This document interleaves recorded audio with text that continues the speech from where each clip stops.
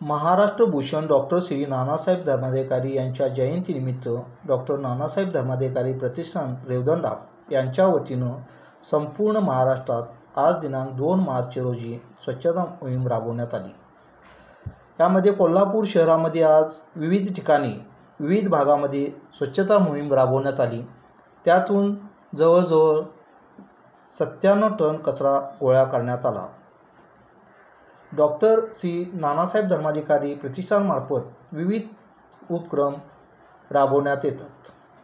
यामध्ये वृक्षारोपण, वृक्ष संवर्धन, आरोग्य शिबिर, रक्तदान शिबिर,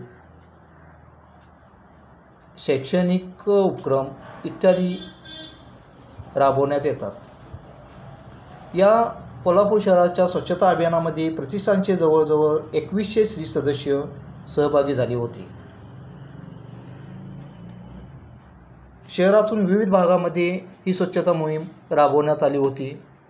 या स्वच्छता मोहिमेमध्ये त्यांच्याबरोबर पिण्यासाठी पाण्याचीही उत्तम सोय करण्यात आली होती। स्त्री सदस्यांसाठी उत्तम पिण्याच्या पाण्याची सोय करण्यात आली होती। तसेच त्याच्याबरोबर एक वैद्यकीय पथक पण कार्यरत करण्यात आले होते। या उपक्रमामध्ये कोल्हापूर शहरचे प्रतिष्ठित नागरिक माननीय श्री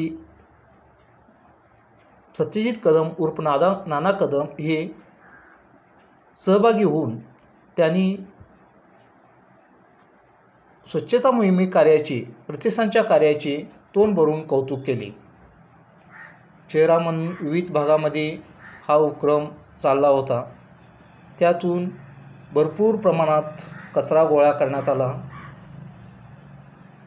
सकाळी 9 वाजता सुरुवात झालेली ही स्वच्छता मोहीम 12 वाजता संपली।